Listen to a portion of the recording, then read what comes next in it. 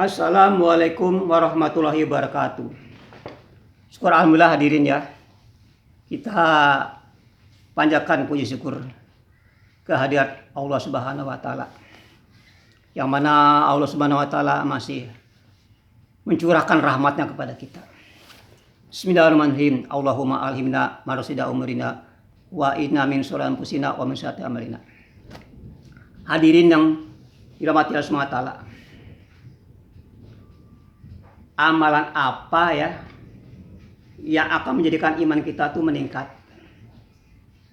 dan amalan-amalan apa, asbab apa yang bikin iman kita menurun. Hadirin, iman itu meningkat, akan naik, akan kokoh bila benar disuasanakan iman tadi Pak, dikondisikan. Es Pak, kalau dikondisikan tuh air di es akan tetap kuat. Tapi kalau es keluar dari kulkas dia akan cair lagi. Begitu iman kita Pak. Iman kita kokoh ini kalau nggak dikondisikan maka iman kita akan lemah lagi.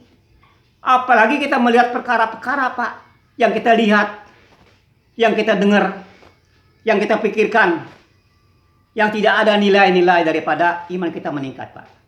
Yang tidak akan mendukung iman kita meningkat Pak. Melihat perkara-perkara yang membuat kita perkara yang melemahkan iman kita Pak. Masya Allah. Ini Pak. Jadi hari ini suasana nggak mendukung Pak. Di mana suasana nggak mendukung untuk iman kita meningkat Pak. Maka maknanya kita harus usaha atas iman. Kita harus suasanakan iman itu Pak. Di rumah buat suasana iman. Di pasar buat suasana iman. Di kantor buat suasana iman. Bagaimana caranya membuat suasana iman Pak? Kita bicarakan dari lisan kita tentang keagungan Allah. Kita usaha, kita bicarakan Pak. Karena apa yang dibicarakan itu masuk ke hati kita. Apa yang kita dengar masuk ke hati kita. Apa yang kita pikir masuk ke hati kita. Tapi Pak, apa yang terjadi hari ini Masya Allah Pak. Yang kita bicarakan apa coba? Ayo, tanya Pak diri kita sendiri Masya Allah. Hari-hari kita bicara masalah yang nampak-nampak Pak. Yang gak muat iman kita meningkat Pak hari ini. Ini Pak. Bicarakan yang memberikan rezeki itu Allah, bukan kantor. Itu bicara bahasa iman Pak. Yang ngasih sehat bukan obat tapi Allah. Kantor nggak bisa memberikan rezeki tanpa izin Allah. Obat nggak bisa menyembuhkan tanpa izin Allah. Tapi kita tetap usaha boleh dikerjakan. Usaha wajib dikerjakan. Ini Pak. Jadi bahasa iman selalu dibicarakan Pak. Supaya iman kita selalu terkondisi. Supaya iman kita selalu ada suasana iman di mana kita berada Pak. Ini Pak. Hadirin, iman amal itu Pak satu paket. Jauh mana iman yang dimiliki, jauh itulah amal yang dia kerjakan.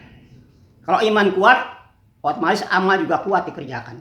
Kalau iman lemah, otomatis amal pun akan lemah. Contoh, dua orang pergi ke mall Pak. Satu orang membawa hanya uang 50.000. Satu orang membawa 10 juta ke mall Pak. Apa yang dibeli Pak yang uang 50.000? Coba. Dan apa yang dibeli orang punya 10 juta Pak? Nggak sama. Begitu iman kita Pak. Iman kita pas-pasan. Waktu datang azan, Allahu Akbar, kita masih santai-santai aja. Kenapa iman kita lemah? Itu Pak. Kena kelemahnya iman kita. Tapi kalau imannya kuat, sebelum azan kita sudah siap ada wudhu ke masjid. Para siapa ada sebelum azan sudah ada masjid, udah ada wudhu maka cahaya bagai matahari. Tapi setelah azan baru dia wudhu maka cahayanya kayak cahaya rembulan. Apalagi setelah azan baru wudhu maka cahaya daripada bintang. Ini Pak. Jadi orang-orang yang dikasih pemahaman Pak, dia rugi kalau dia nggak menunaikan daripada perintah Allah. Dia rugi kalau tidak meninggalkan satu amal agama. Ini kalau udah dimasuki keagungan Allah di hatinya Pak. Penuh dengan keagungan Allah Subhanahu wa taala. Ini Pak. Hadirin, agama Pak bukan hanya untuk di akhirat Pak. Di sini ada dampaknya. Ada kesannya, ada pengaruhnya. Orang beriman tuh hatinya lapang. Miskin kaya sama saja. Ya. Sakit sehat sama saja. Ya. Tidak ada kesan, Pak. Orangnya hatinya penuh keagungan Allah. Orang penuh dengan keyakinan pada Allah, keyakinan benar. Maka tidak ada masalah. Ini Pak. Hadirin dan ibadah semata, iman memang penting Pak. Tapi ada lebih penting daripada iman, usaha atas iman. Itu lebih penting daripada iman itu sendiri Pak. Uang penting ya. Tapi ada lebih penting daripada uang, usaha atas uang. Kalau usaha atas uang nggak dibuat, uang kita lama habis Pak. Dibelanjain kan tiap hari, beli beras. Datang lagi nanti yang datang itu apa? Tukang roti, kita beli roti. Lama habis Pak. Begitu juga iman Pak. Kalau iman diusahakan, dipikirkan, maka iman kita akan selalu bersemi Pak. Bagaimana pohon benih dia disirami akan tumbuh. Akan tumbuh dia dari benih itu menjadi pohon yang besar Pak. Begitu iman. Begitu iman Pak. Hadirin, kenapa kita tidak ada minat untuk kita mengusahakan iman? Kenapa kita tidak ada kemampuan untuk mengusahakan iman? Karena belum tahu nilai iman. Belum tahu nilainya iman Pak.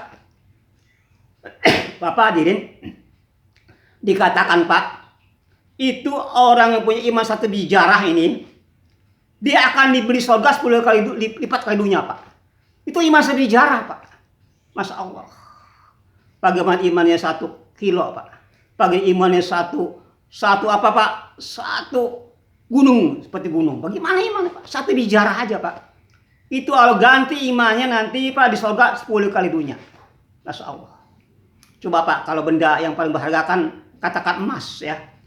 Kalau 1 gram memang laku Pak. Tapi 1 bijarah emas Pak, laku nggak coba? Nggak laku lah, nggak kelihatan 1 bijarah ya.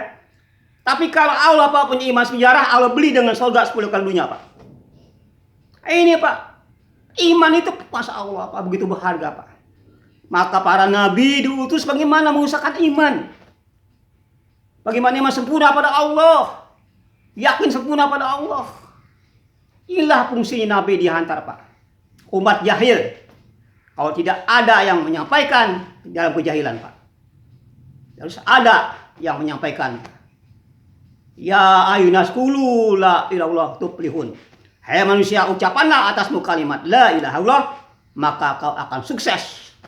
Kau akan bahagia dengan kita mengagungkan asma Allah. Hadirin yang di atas patala Pak. Memang Pak, kita ini perlu usaha, perlu asbab. Tapi dan yakin asbab. Jangan yakin asbab Pak. Benda-benda semua itu digantung pada Allah. Manfaat kantor Allah yang mengatur. Manfaat itu rumah. Semua Allah yang mengatur Pak. Jalannya matahari, timur barat, Allah yang mengatur. Bukan karena matahari Pak itu bisa bersinar, Allah yang mendatangkan sinar. Bukan api yang bikin panas, tapi Allah yang mendatangkan panas. Bila mana Allah cabut sifat panas dari api, maka api itu nggak panas Pak, bukan menjadi sejuk Pak. Bagaimana Nabi Ibrahim dibakarkan 40 hari sejuk Pak. Ini semua makhluk Pak tidak bisa apa-apa dan bukan apa-apa. Makhluk tak kuasa, Allah berkuasa. Bukan Amerika yang berkuasa, tapi yang menciptakan Amerika yang berkuasa Pak. Bukan manusia yang berkuasa, tapi yang menciptakan manusia itu yang berkuasa. La ilaha illallah. Ini Pak yang harus dipahami Pak. Hadirin, kalau Pak hati kita penuh dengan keagungan Allah, penuh dengan kebesaran Allah Pak, Masya Allah Pak. Tidak ada kesan, mau miskin mau kaya sama aja. Emas dengan batu sama aja Pak. Kalau iman sudah kokoh, imannya tidak terkesan dengan suasana keadaan Pak. Itu kalau iman sudah menghujam di hatinya Pak. Sudah menghujam di hati Pak. Ini Pak. Maka baginda Rasulullah SAW Pak mengusahakan iman 13 tahun Pak di Mekah. Hanya perkara iman. Belum ada sholat, puasa, zakat, haji. Belum Pak. Perkara iman. Perkara iman. Semua datang dari Allah. makhluk tak kuasa, Allah yang berkuasa. Ini bicara iman, Pak. 12 tahun Rasulullah. Cuman dulu Nabi yang dia targetnya mengislamkan orang kafir kepada Islam. Hari ini target kita bagaimana mengislamkan orang Islam kepada Islam yang sungguhnya. Karena Allah kendaki Islam yang sempurna, Islam yang secara utuh. Kalau utuh Bapak agama, utuh pula keyakinan Bapak pada Allah. Utuh pula bantuan Allah pada kita. Doa kita akan mudah dikabulkan. Apa merupakan kalau yang nama sempurna Pak? Enak Pak. Masak nasi sempurna enak dimakan. Bikin rumah nggak sempurna Pak. Bagaimana bisa dihuni? Belum jadi, bagaimana bisa huni? Apapun yang tidak sempurna Pak nggak akan bisa nyaman. Mobil belum sempurna, belum ada pintunya, bagaimana enak? Belum ada kacanya, dinaikin gimana? Jadi apa Pak itu agama Pak? Agama sempurna diamalkan, Masya Allah Pak. 2 rakaat sholat Pak. Kita doa pada Allah, Allah akan datangkan bantuannya. 2 rakaat sholat aja. Kalau sempurna iman kita pada Allah. Nah, sebab sempurna ini perlu usaha, perlu pengorbanan. Karena agama ini agama pengorbanan Pak. Agama ini memerlukan pengorbanan. Hadirin yang dimati SWT, hari ini para Rasul tidak ada lagi. Pada Rasul ini, dialah manusia yang banyak risaunya untuk umat. Dia tidak rela umat satu orang masuk neraka. Dia rela Pak. Bikin bagaimana semuanya masuk surga umatnya. Sayangnya Rasul pada umatnya, Masya Allah Pak. Masya Allah. Begitu besarnya Pak, cintanya Rasul pada umatnya. Maka kita hari ini Pak, Masya Allah, nggak ada contoh kita Pak. Rasulullah sebagai suri teladan, contoh kita Pak. Ingin bahagia, sukses, cara Nabi. Apa yang Nabi buat, apa yang Nabi pikir, kita pikir. Apa yang Nabi kerjakan Pak. Itu yang akan kita sukses Pak. Itu yang bikin Allah ridho Pak. Yang buat ridho ini kalau kita buat usaha yang dibuat Nabi, buat cara yang buat Nabi, buat apa yang dipikir Nabi, kita tiru umatnya Pak. Karena umat ini umat terbaik. Kuntum khaira ummatin ukhrijat linnas ta'muruna bil ma'ruf wa tanhauna 'anil munkar wa tu'minuna billah. Kamu sebaik umat dihantar untuk mengajak manusia taat pada Allah Subhanahu wa taala. Ini Pak. Ini. Jadi harga agama apa? Pengorbanan. Abu Siddiq begitu masuk Islam, dia ngomong, ya Rasul apa yang saya lakukan setelah Islam saya ini? Tugas kamu sama dengan tugasku, kerja kamu sama kerjaku. Ajak orang manusia pada Allah. Rayu manusia kenakan pada Allah. Maka satu hari Abu Siddiq masuk Islam Pak, 7 orang diislamkan oleh Abu Siddiq Pak. Ini, gitu Pak. Maka tidak ada umatnya Baginda Rasulullah menyanyi pahalanya amalnya Abu Siddiq Pak, tidak bisa. Sampai nanti bukti kiamat tidak bisa menyanyi pahalanya amalnya yang didapatkan oleh Abu Bakar As-Siddiq Pak, tidak bisa. Karena semua mengalir kepada Abu Siddiq Pak. Ibadah kita, sholat anak kita, sholat mbah kita, sampai nanti bukti kiamat Pak, tidak bisa menyaingi daripada amalnya Abu Bakar As-Siddiq Pak. Ini Pak. Pak, dunia ini Pak bukan berarti. Dunia ini keperluan aja. Jadi masalah-masalah keperluan kita Pak, itu Allah yang udah tackle. Bila kau amalkan agama sempurna, maka semua permasalahan kita Allah bantu. Semua apapun masalah kita Pak, Allah akan tunaikan Pak. Inahkan Pak. Karena rezeki ini udah ada garansi Allah. Tapi ada yang Allah garansi Pak, yang Allah jamin. Apakah nanti di kubur kita bahagia? Apa kubur taman surga? Apa kubur lembah neraka? Itu belum jaminan Pak. Ini yang kita harus fokuskan Pak. Siapa nanam padi tumbuh rumput Pak. Siapa nanam rumput nggak ada padi. Kalau cari dunia doang nggak dapat Pak. Akhirat nggak dapat, dunia nggak dapat. Kan gitu. Jadi fokus Pak, bagaimana kita Allah sebagai sandaran. Semua datang dari Allah. Sakit sehat dari Allah. Hina mulia Allah. Nah, dialah yang mengetahui keadaan tentang manusia, Pak. Yang tahu tentang manusia hanya Allah. Kebahagiaan sebenarnya yang Allah tentukan, itulah bahagia, Pak. Manusia meyakini kebahagiaan dengan harta yang banyak, dengan jabatan. Itu tidak ada jaminan, tidak ada, Pak. Nggak ada suatu unsur kebahagiaan, Pak. Harta, pangkat, jabatan, ya. Itu tidak ada hubungan kebahagiaan, Pak. Tidak ada, nggak ada hubungan, Pak. Nggak ada hubungan dengan kebahagiaan manusia, Pak. Ya, nggak ada kaitannya. Ada kaitan dengan kita yakin pada Allah. Amalkan agama secara sempurna. Disitulah kebahagiaan letaknya, Pak. Itulah kemuliaan itu insan, Pak. Bila mana agama wujud dalam kehidupan manusia, siapa orangnya? Orang miskinkah agama sempurna akan bahagia. Pejabat agama sempurna bahagia.